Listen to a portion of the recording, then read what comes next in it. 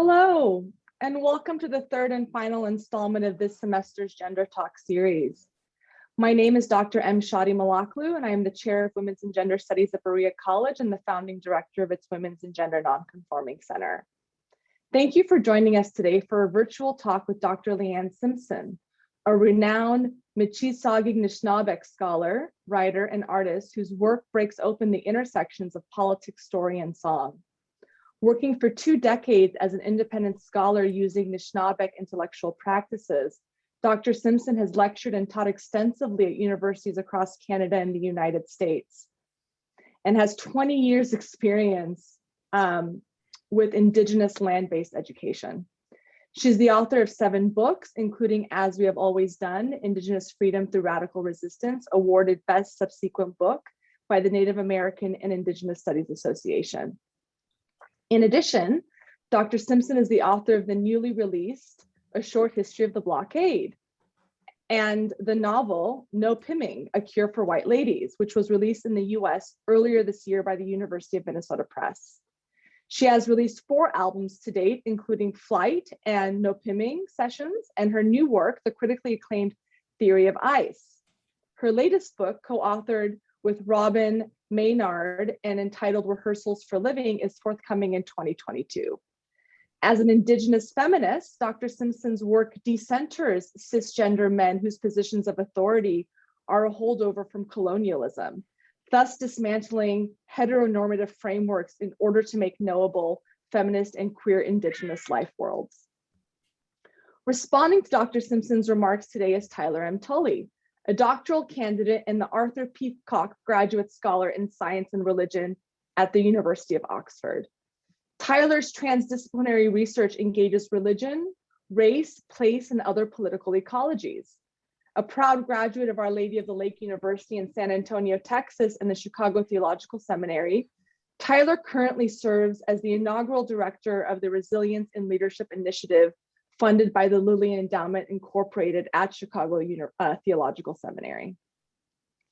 His dissertation project, entitled Critical Materialisms, Power, Place, and Peoplehood in White and Black Red Spaces, intervenes in the academic study of religion, specifically in the limits and assumptions of its humanist and postmodernist knowledge production, following the insights of critical Indigenous studies scholars, Black geographies, and feminist science and technology studies. We regret that we cannot host Dr. Simpson and Tyler and all of you in person in our center on Berea's beautiful campus over a hearty lunch as we usually do. We hope to resume on-campus programming as soon as it is safe to do so, hopefully in the fall.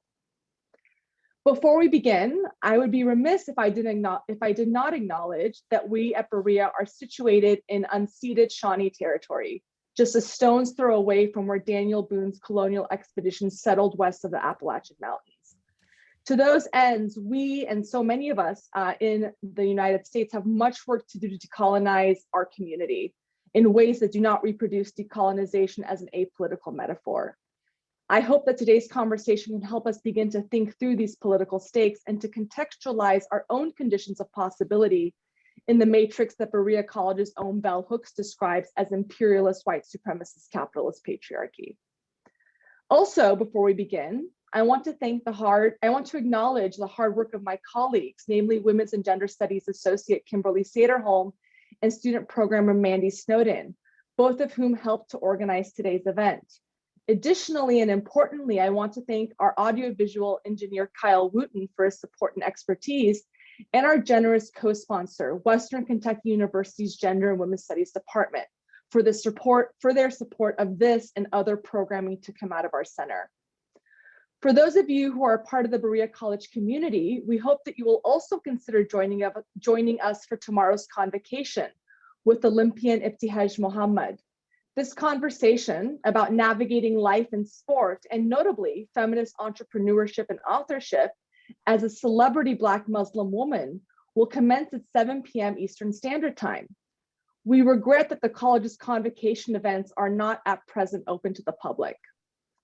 Without any further delay, please join me in welcoming today's speaker, Dr. Leanne Simpson, and respondent Tyler M. Tully. You are welcome to ask questions throughout using the Q&A function on your Zoom dashboard. We will address your questions at the end. Thank you. Thank you so very much for that kind introduction. Ani Kinewaya, Girgabijuna Denewema, Kinagachia Nishnaabeg Oguming Nadonjaba, Nagojawani Megwadoda, Bidas Musa, Nadijnakaz, Nigachinandam Gibajayan Nongama Andai Egg Shani, Aki, Migwech, Nigachinandam Mayayan. Thank you so much for coming today. I'm a thinker and a writer and a musician. And the spine of my practice, whether it's academic pursuits or artistic practice, is my relationship with the land. I work with inside Anishinaabe thought, which of course has very different groundings and very different registers than Western thought.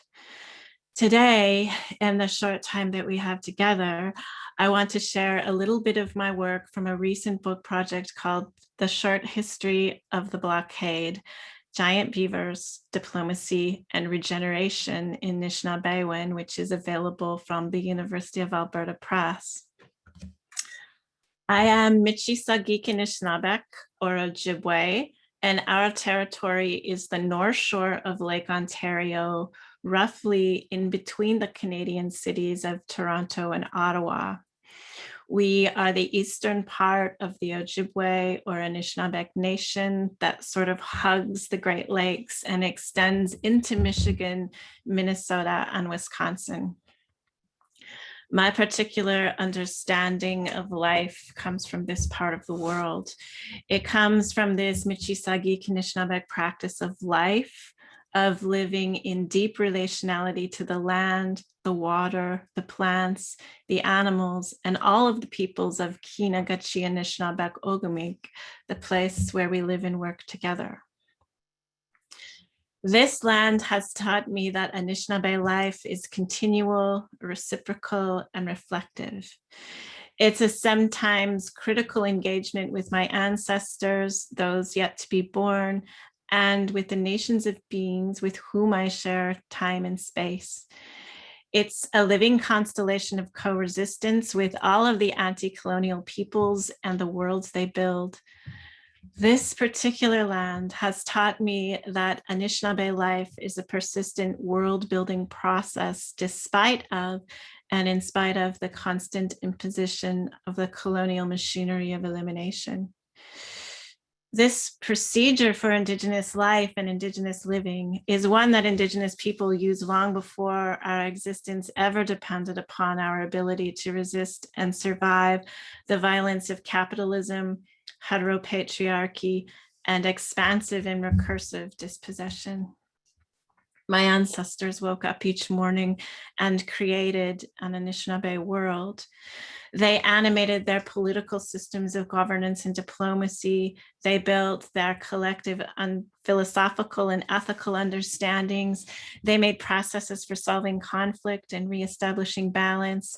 And they built their economy with the consent of plant and animal nations. They built, maintained, and nurtured systems for sharing knowledge and taking care of each other. They worked collectively to produce, reproduce, replicate, amplify, and share Anishinaabe life, because if they did not, Anishinaabe worlds would not exist. They were makers. They got up each morning and they worked hard, not the white man wage labor, Monday to Friday, 9 to 5 kind of work, not the kind of work where you outsource the labor of living so that you can do something more important, but the kind of work that values above all else the way one lives. They got up, worked hard all day long in a way that brought forth more life. This algorithm for living, theory and praxis seemingly intertwined and relationally responsive to one another, is generated through intimate relationships with Michi Saagiig land that is constructed and defined by our intellectual, spiritual, emotional, and physical relationship to it. Living as a creative act. Self-determination, consent, kindness, and freedom practiced daily in all our relations, practices replicated over and over. The practice of making as the material basis for experiencing and influencing the world, living with the purpose of generating continual life. Our infrastructure for life is relationships, not institutions. Our orientation for life is at once intimate and internationalist. We share time and space with plant and animal nations and different indigenous nations, mostly without the use of enclosures and violence. We did not bank capital to protect us against hard times. We had independent relationships with other plant and animal nations and other human families and neighboring indigenous nations. In times of difficulty, we relied upon this practice of relational diplomacy and the worlds that it creates to survive, with the understanding that in return, we would also take care of those worlds. At this time last year, Canada was in the midst of a phenomenal expression of Indigenous international diplomacy as Indigenous peoples across Canada mobilized in solidarity with the Wet'suwet'en hereditary chiefs from northern British Columbia on the west coast of Canada and their people in the form of rallies, protests, round dances, teach-ins, benefit concerts, sit-ins, and of course, blockades on highways and railway lines as the Wet'suwet'en tried to protect their homelands from the construction of a pipeline. Now, I know you folks in the United States have recent experiences with blockades as well. We all witnessed a huge and beautiful mobilization at Standing Rock in South Dakota a few years back. Currently, there are protest camps and blockades in Minnesota attempting to stop the construction of another pipeline, Enbridge's Line 3. And of course, we've seen this beautiful international mobilization for Black life over the past year. The Wet'suwet'en hereditary chiefs repeatedly spoke out and stated that there is no access to their homelands without their consent. And over the past 2 decades, they've done everything possible within the current legal and political structures in Canada to protect their lands. So when police invaded their territory to enforce a court injunction and to make way for the construction of the pipeline, they asked all of their allies and friends for support in protecting their land and their peoples from the Coastal GasLink pipeline. Canada has a long present and a long history of ignoring Indigenous consent when it comes to resource extraction on our territories. And they have always undermined our self-determination to decide what is best for our peoples and our lands. Indeed, as poet, novelist, and playwright Norbesi Philip writes, North America is founded upon 2 genocides, that of Black peoples and Indigenous peoples. The Wet'suwet'en hereditary chiefs taught the world a crucial message about consent. They engaged in the Canadian court system for decades in the landmark Decolonizing decision. They educated the public on speaking tours, making videos, having a website and camp tours, and they built the alternative, a land immersive community with cabins, a pit house, bunk houses, and a healing center at the Unistoten camp, a camp built and maintained in the path of the proposed pipeline, a camp that embodies a tremendous expression of life-giving Wet'suwet'en law, politics, economy, and love, the Wet'suwet'en world. In the year that's passed since the height of these solidarity blockades, we've been dealing with a global pandemic. None of the underlying issues have been addressed, and now we have pandemics upon the pandemics of anti-Blackness, colonialism, and global climate change. There will be more blockades in our future. There will be renewed actions to protect land and life for people that believe, as Ruthie Wilson Gilmore says, life is precious. Yellowknives Dene political theorist Glenn Coulthard, in a blog post entitled "For Indigenous Nations to Live, Capitalism Must Die," posted during the Idle No More movements of 2013, writes that the state has always placed limits on Indigenous efforts to protect our land. There are clear demarcations between moral and legitimate forms of defending our rights and morally illegitimate methods, deemed so because of their disruptive or extra legal character. Legitimate forms of protecting our rights are usually negotiations between state-sanctioned Aboriginal leadership and the Crown, along with symbolic acts of peaceful and non-disruptive demonstrations sanctioned by Canadian law. Morally illegitimate tactics are a form of protests and direct action that are less mediated and sometimes more disruptive, like slowing traffic, temporary blockades, and the reoccupation of Indigenous lands through the establishment of reclamation sites that serve to disrupt, if not entirely block, access to Indigenous territories by state and capital for prolonged periods of time. As Coulthard writes, most often, morally illegitimate activities get branded in the media in a negative manner as reactionary, threatening, dangerous, and disruptive.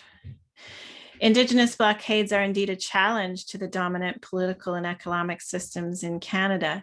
They are indeed an amplification and centering of Indigenous political economy, Indigenous forms of governance, production, and exchange. They are indeed a resurgence of social and political practices, ethics, and knowledge systems. In reality, behind the barricades, whether those blockades are enacted on Dakota land at Standing Rock or at the Unistoten camp in Wet'suwet'en territory, blockades are rich sites of radical resurgence. In the space behind the barricades, you'll find parents with children. You'll find elders. You'll encounter ceremonies, sacred fires, and language learning, art making, singing, drumming, storytelling. You'll find an ethic of care as harvesters and cooks engage in a bush economy to feed the front lines alongside spiritual leaders, nurses, and medics taking care of people. You'll notice a mobilized network of support and solidarity extending well beyond the barricades. You'll witness a reemergence of political leaders not based on band council elections, but upon Indigenous practices of deep relationality. You'll hear the sound of political, intellectual, and spiritual engagement in these rich sites of knowledge production, and you'll see Indigenous anti-colonial theory generated through embodied collective practice.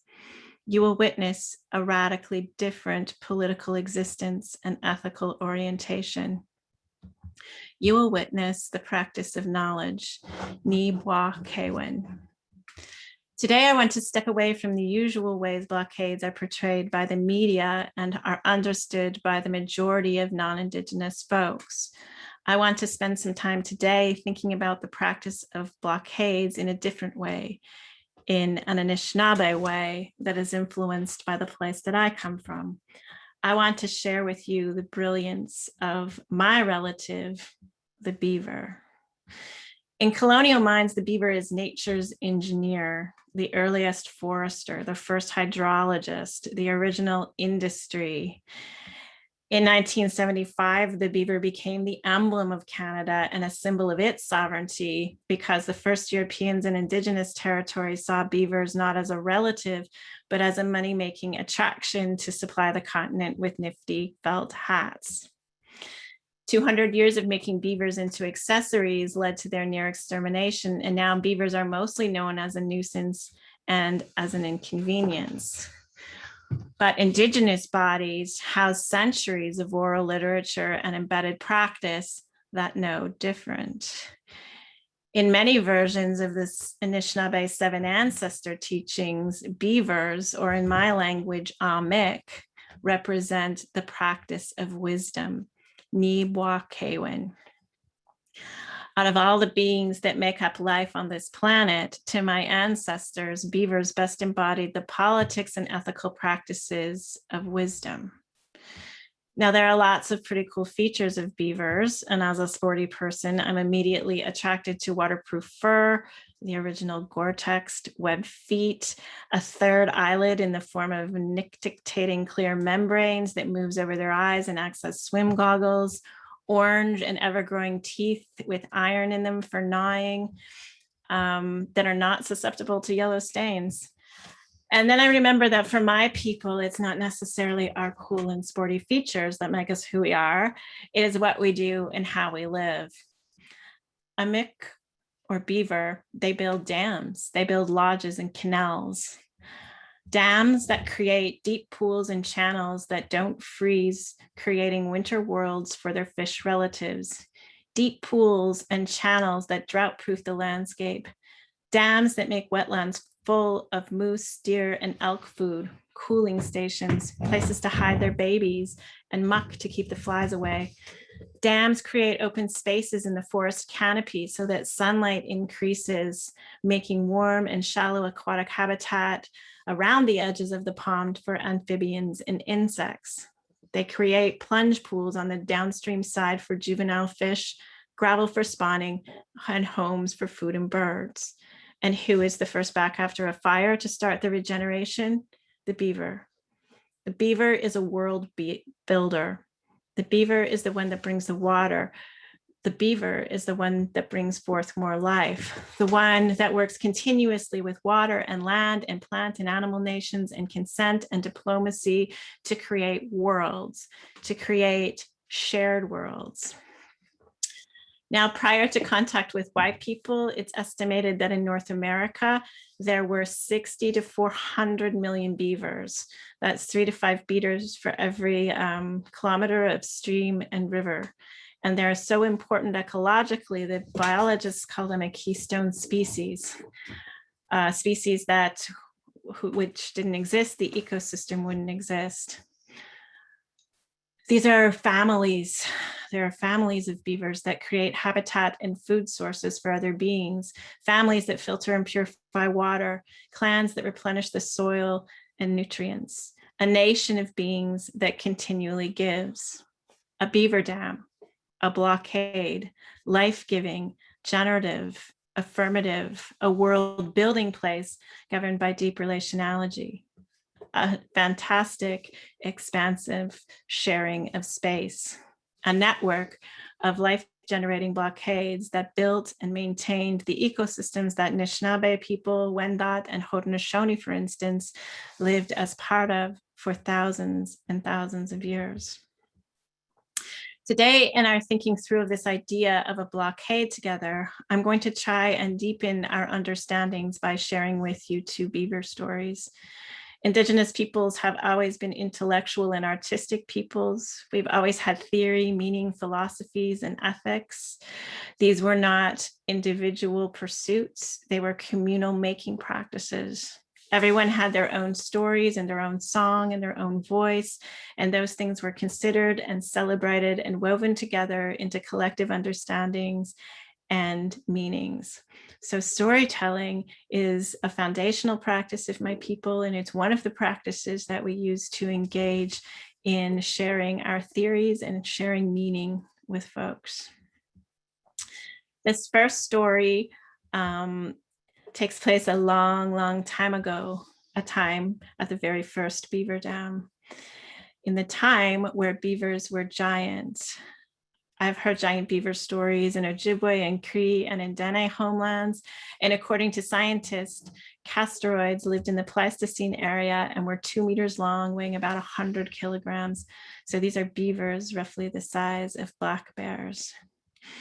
Now, Anishinaabe thought takes a very expansive view of gender. We have more than 2 genders. We have a diversity of gender, sexual and relationship orientations in our culture. And I've written extensively about this, and as we have always done.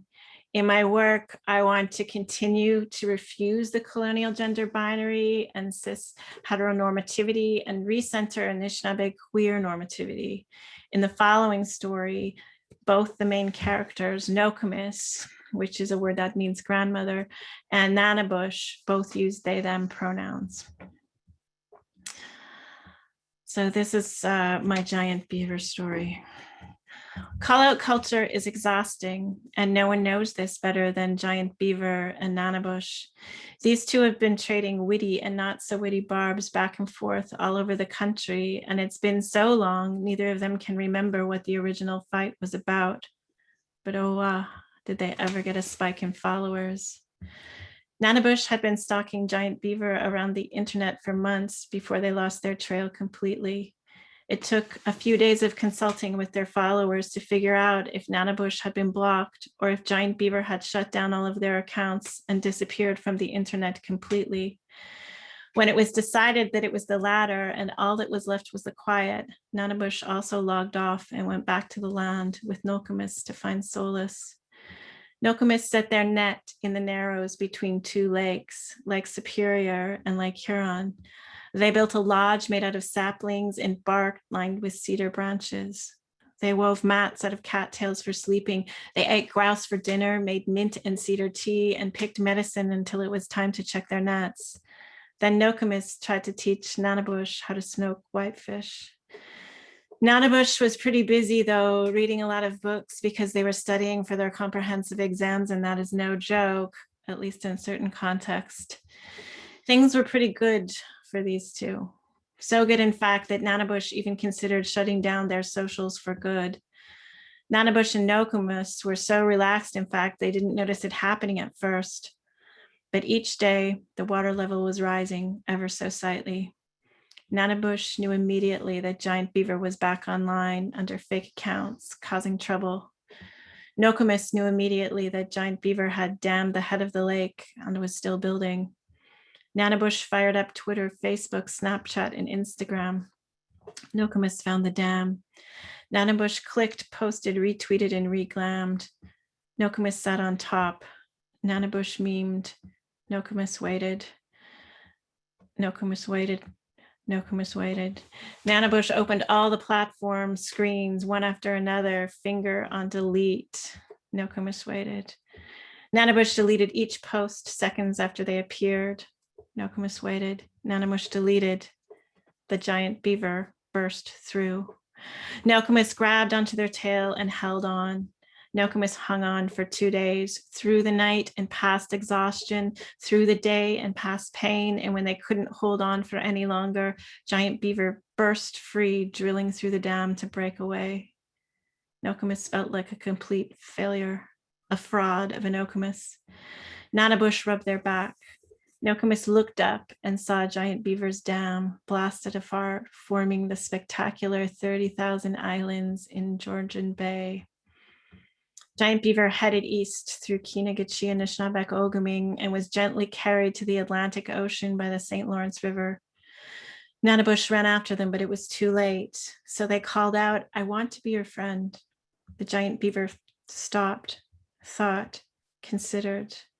And then Giant Beaver returned to Nanabush and Nokomis to figure out how to use their beaver skills for good, which they did. And all it required was a little patience, a little resistance, some community, and a considerable reduction in size to the beaver we know and love today. Nishnaabemowin. Story number 2. In my culture, spring is the time for fasting, and fasting is not an easy thing nowadays. We aren't used to being alone with the quiet. Most of us are lucky enough to not have to go without food or water for long periods of time. Our reality is one infused with the electric of anxiety, and our bodies are ready for fight or flight when neither is the reality. So fasting, while our spiritual leaders insist on its important, colonial realities present some particular challenges. Many elders see these challenges and offer support and certain fluidity around the practice, designed, I think, to teach us slowly and gently the skills needed to complete 4 days and 4 nights. Few of us have the drive and commitment needed to accomplish this because the benefit in the end is entirely collective, wholly internal, and without accolades. When Ouija decided to fast, they planned for these particular challenges years in advance. They practiced it. They did the things they had been taught to do regularly, even though. And so when the day came and Nokomis put charcoal on their face in the Anishinaabe way, they began. Now, it isn't ethically appropriate to speak specifically about the practices of fasting or what happened at this particular fast, other than to repeat what those who have gone before me have said. Kakagi Benesi, or Forever Bird, from what is now known as Fort William First Nation near Thunder Bay, Ontario, told this story to William Jones, and it was published in 1919, known as The Woman Who Married a Beaver. William Jones was a Meskwaki anthropologist, and he recorded many Ojibwe stories from the western part of our territory in our language. Kakage Benesi's published and translated version of this story, he says that during the fast, the faster, which today we will call Wijiwagan, meaning partner or companion, met a person who invited them into their home. Wijiwagan agreed. The home was beautiful. Food and clothing were plentiful. And in time, Wijiwagan consented to become this person's partner. And when this happened, Wijiwagan lost all memories of their parents in their previous life. The two had a beautiful life together. They had 4 children, and the family was able to meet its needs through hard work. They had lots to eat. Things were good. Now, Wijiwagan's partner would sometimes leave their home for periods of time to go visiting. Sometimes they would take the children, sometimes they would go alone. Always they would come back with beautiful and useful gifts, things like tobacco, kettles, and knives. At some point in the relationship, as happens in all long-term relationships, Wijiwagan became aware that their partner was not exactly the same as them in body, mind, and spirit. At this point in time for Wijiwagan, they realized that as a human, they had entered into a relationship or a partnership with Amik, the beaver. Let's revisit that last paragraph with this new knowledge. Wijiwagan's beaver partner would sometimes leave their home for periods of time to go visiting. Sometimes they would take the children. They would always come back with beautiful gifts like tobacco, kettles, and bowls. In Nishnaabemowin, it's obvious what is happening here, but it's not so obvious in the Western world, so allow me to explain. In Nishnaabemowin, the spiritual world is alive and influencing. When the beaver goes away to visit, they are being hunted by the Anishinaabe. They are consenting to give up their bodies to help the Anishinaabe feed their family. When they return, they have been killed in the physical world, and the gifts they are bringing, the tobacco, the kettles, the knives, are gifts of reciprocity from the Anishinaabe. This is an ethical exchange because the beaver does not have to give up their life. They do so with consent. The gifts are an expression of international diplomacy between Anishinaabe and the beaver. Towards the end of Amik's life, Amik asks Wijiwagan to speak to the visiting one the next time they come by so that they can return to the human world. Wijiwagan did, and they returned to the Nishnaabeg. They shared the story of their life with the beaver, and they asked the Nishnaabeg to respect their relation. This is such an interesting story for me with a layered and complex intelligence embedded in it. My Turtle Mountain Ojibwe colleague and friend, Heidi Giwedenong Benesik Stark, has written a wonderful paper about this story called Respect, Responsibility, and Renewal, the Foundations of Anishinaabe Treaty Making with the United States and Canada.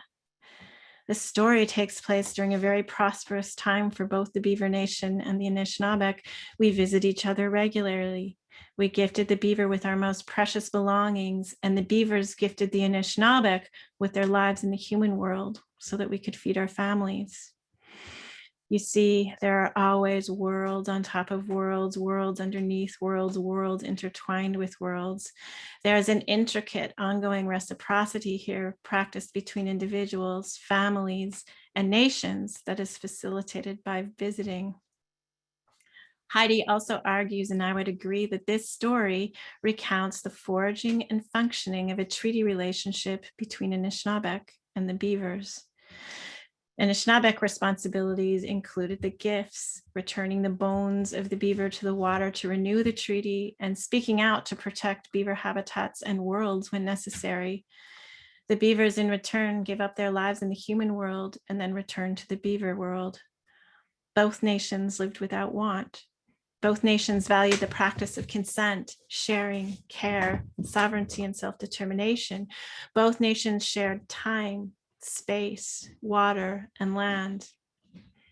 Let's think back to that first story for a second with Giant Beaver and that first blockade, and let's just appreciate how generative it was. It was a generative refusal. Let's just give thanks to Nokomis and Nanabush for not arresting Giant Beaver, destroying the blockade, and going back to business as usual. Nishnaabemowin. Today, I've shared 2 Nishnaabeg Beaver stories with you. 2 stories that embody Nishnaabemowin, the practice of wisdom. 2 stories that animate Anishinaabe world-building potentials and generate theoretical interventions into my world. The story of the giant beaver is one of imbalance, persistence, diplomacy, and generated consensus. The second story, the person who married a beaver, grounds us in an expansive understanding of gender and instructs us on consent and the political economy between Nishnaabeg and Beavers. It demonstrates a world made out of deep reciprocity, diplomacy, and respect. We have some choices. We can stand beside the pile of sticks blocking the flow of the river and complain about inconveniences, or we can sit beside the pond and witness the beaver's life-giving brilliance. We can take this understanding with us the next time we encounter water protectors in Minnesota, putting their bodies on the land to stop Line 3, or when we witness huge mobilizations like Standing Rock, again, putting communities of people between the land and the oil industry. Blockades can be both a negation and an affirmation of a different political economy, a world built upon a different set of relationships and ethics, an affirmation of life. Nishnaabemowin, mi'awa, miigwech. Thank you. Thank you so much, Dr. Simpson, for that really generative account of how we might live and be and do and think and feel otherwise. Thank you. Tyler M. Tully, please, the floor is yours. Thank you. Can everyone hear me? Excellent. Especially nowadays, Western ways of teaching and learning don't often afford students the opportunity to come face to face with their teachers, let alone their pedagogical heroes. By some happy circumstance, it has fallen on me to respond to one such teacher whom I respect deeply, and whose seemingly invincible fount of creativity beckons us into better shared worlds. It is with immense gratitude that I thank Dr. Leanne Simpson for sharing with us the stories from her Anishinaabe ancestors and those relatives and nations with whom she shares land. I also wish to thank Berea's WGS department for allowing me the opportunity and privilege of responding to Dr. Simpson this afternoon.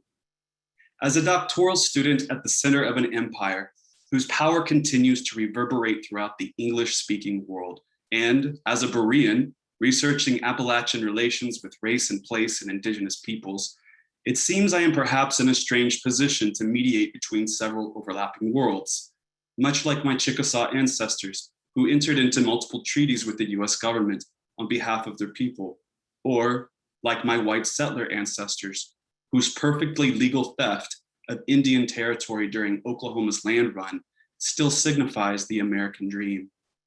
This translation today takes place virtually, yet it is grounded in a local web of relations that literally take place on Shawnee and Cherokee territory. It is the land that Dr. Simpson continuously calls us to, its presence, its histories, its invitations. Land or place, however, is often taken for granted in white Western conversations, as Daniel Heath Justice so aptly reminds us, although it grounds all other considerations. Of course, Appalachians know something about the significance of place in the shaping of identities. Appalachians, for example, understand coal, its relationship with rivers and mountains, company camps, and politicians in Washington, D.C. Appalachians know its role in fueling national expansion, that US cities, railroads, and industries wouldn't have existed without coal and the labor that supplied it. They know the toll of extractive capitalist economies and understand divide and conquer tactics that sow discord and competition between classes, castes, and genders, all of which undermine healthy relationships with each other and with place. All of which to say, Appalachians know that worlds are built through power relations. When Reverend John G. Fee inherited several enslaved Black persons upon the death of his parents, his abolitionist community immediately set about embodying new sets of relations that eventually became Berea College. It wasn't enough to simply say that all men were created equal.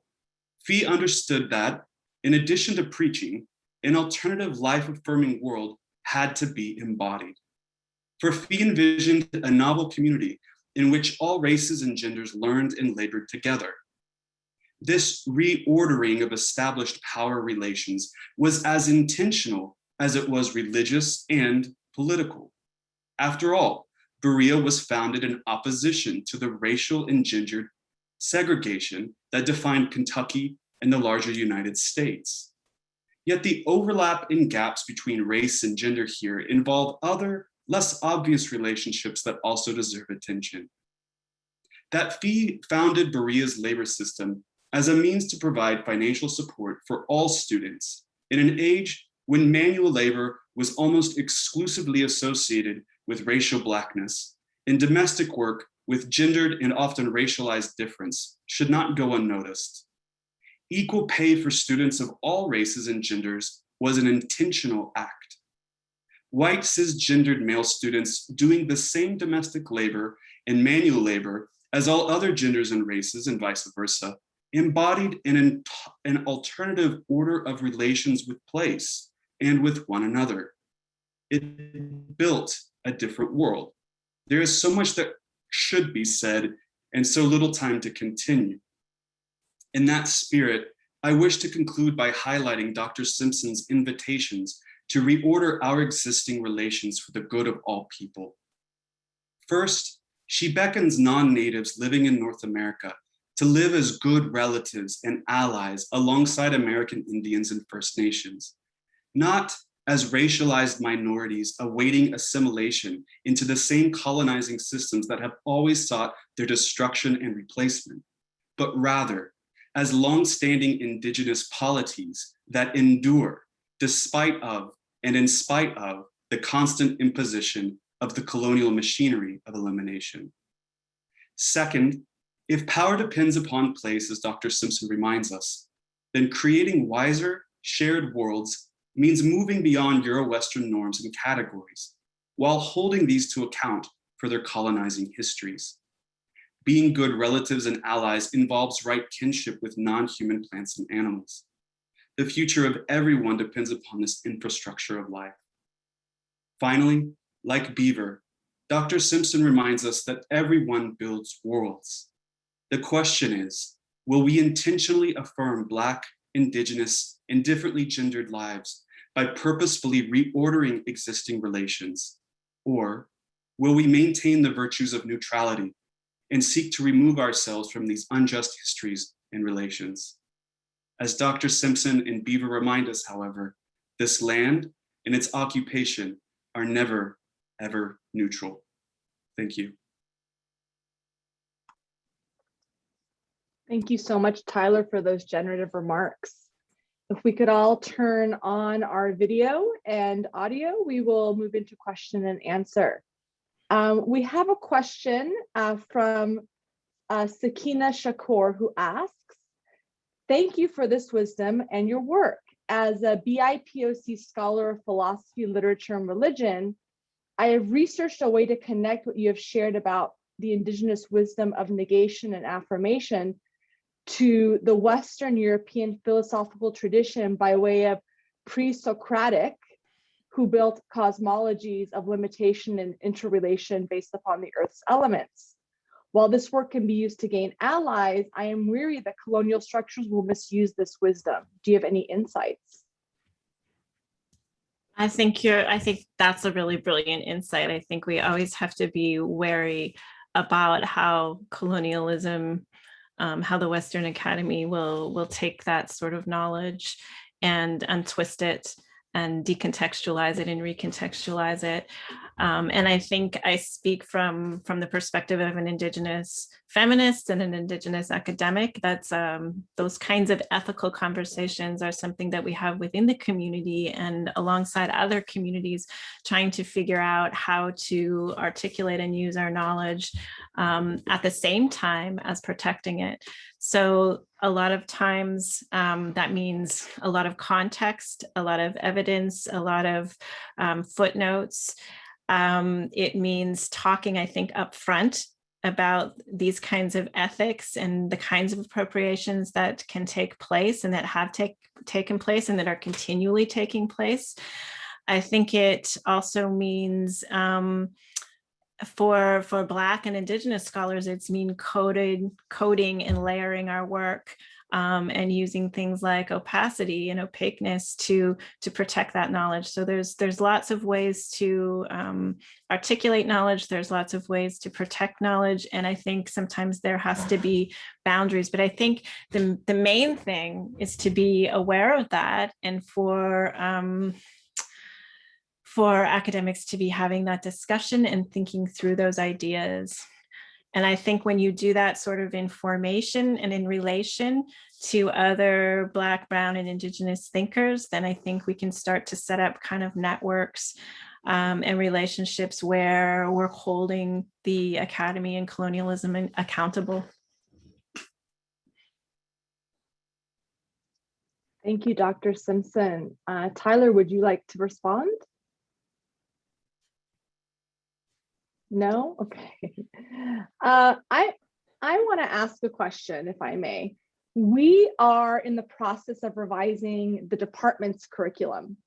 And one of the things we're going to start with is this notion of decolonizing feminism.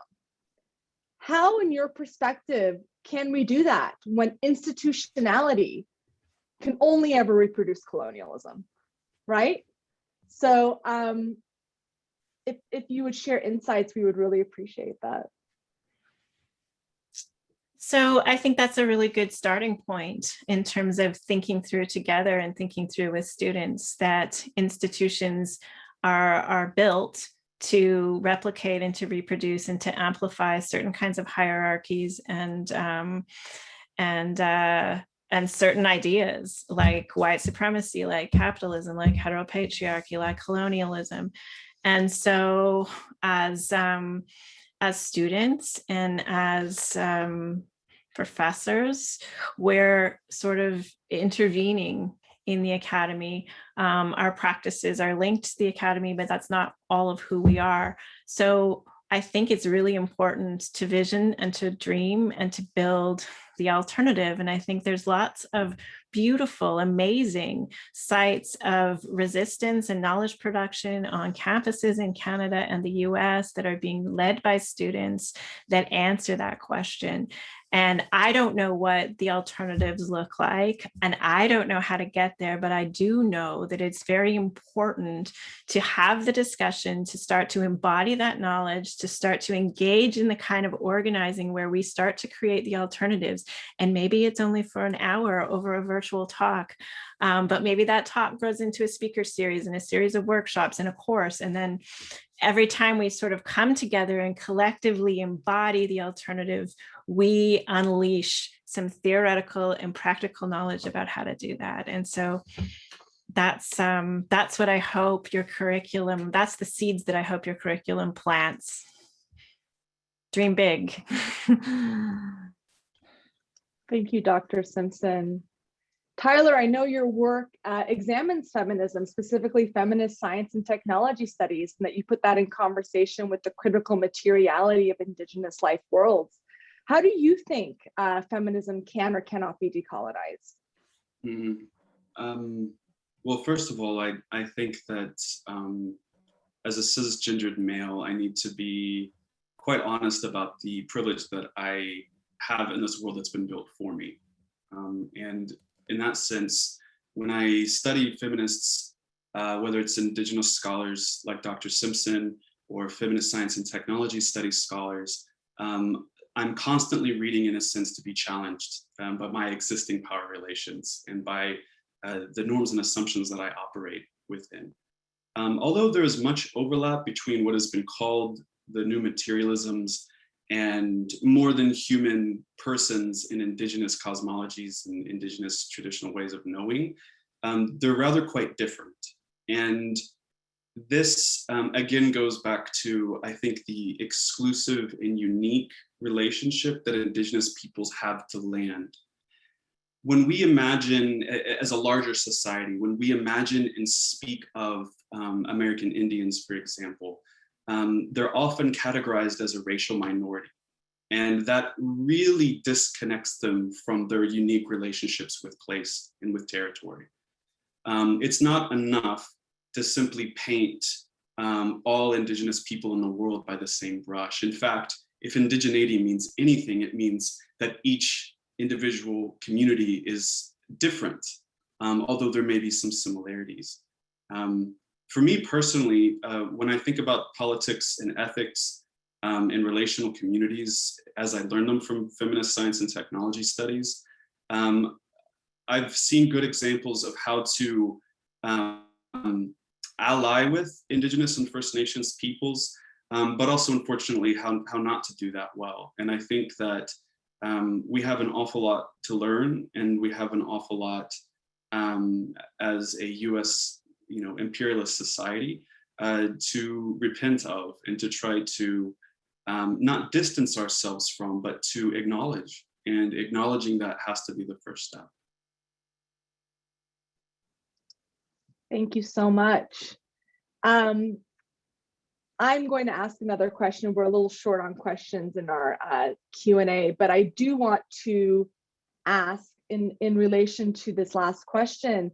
A lot of our professors at Berea College are really invested in decolonizing their pedagogy and thinking about land-based education. What are some first steps that we can take to integrate that kind of knowledge production or destruction in the classroom more generally? Well, one of the really beautiful things that's happened in Indigenous scholarship over the last 20 years is that there has been a tremendous number of people that have gone to graduate school and got PhDs and have entered into the academy and have written this vast body of knowledge. And so there's lots of texts, and there's lots of films, and there's lots of music, and there's lots of art to engage with. And in a lot of ways, I feel like I'm the most privileged generation of Indigenous scholars, because never before have we had this much Indigenous knowledge, this much Indigenous perspective, this much Indigenous excellence and brilliance written down and accessible to the academy. So I think that that's one of the ways that that we can, as intellectuals and as academics and as students, there's a lot to engage with right now and to think alongside and to think through with. I think that I don't think that you can decolonize without Indigenous people. So I think it's really important to, on a local sort of way, be aware of whose territory you're on, the issues that are taking place for Native American, whether those are urban communities or rural communities. I think that's very important. I get up very early in the morning. And I do a lot of writing in the morning, and I like to watch the sunrise. And that is a land-based practice, the rising of the sun. And in my language, dawn, or the first light of the day, is called Bidabin. And that's an Anishinaabe word that comes from three tiny Anishinaabe words: the be, meaning the future is coming at you; the da, meaning the present or the here and now; and ba or ban being a suffix that you would put onto the end of a name when somebody passes on. So it represents the past. So that first light of day, that first light that comes over the horizon that I can witness every day, whether I'm in downtown Toronto or whether I'm in the bush or whether I'm in Los Angeles, is that moment in the present where that's composed of a collapsing in of the past and the future. And that's a really, really beautiful thing for me to remember every single day. So I think getting more connected to the rivers, to the lakes, to the forests, to the native species that live wherever you live, to clean air, and paying attention to the intimate environment and how it connects us in that algorithmic and networked way to the entire world, I think is a really good way of bringing the land into our, not just our thought, but into our practice. Thank you. Tyler, do you have anything that you'd like to add? You're muted. Sorry, I was just saying that I'm staining just being here in the presence of Dr. Simpson, so I'm happy to learn and shut up and be quiet and listen as much as I can. We have one last question that comes from a student, Daniela Cordova, who asks, how do we apply this to K through 12, especially when texts don't acknowledge the harm of colonialism and its afterlives?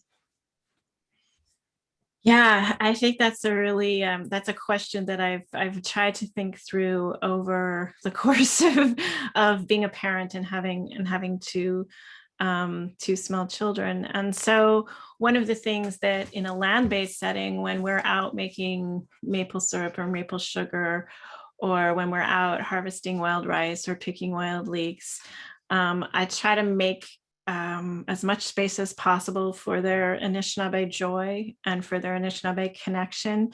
And I try not to be Dr. Leanne Simpson, ready to drop down and lecture about colonialism at any moment, because they have taught me that really crushes their joy and it causes them to associate that sort of trauma with their culture. And I don't want them to have that. On the other hand, I do want them to understand what's happened to our people, what's happened to our family, what's happened to them. I want them to understand sort of what they've inherited. And so what I've learned to do is I've learned to sort of, kind of when they bring it up, then we can have a conversation that's age appropriate, that is truthful, that affirms them, that holds space for their emotions, a wide range of emotional reactions, and then that gives them a chance to sort of process some of that trauma as well. And so I think I would take some of those ideas into the classroom as well, and think about, I think you have to think a lot about the audience, think about the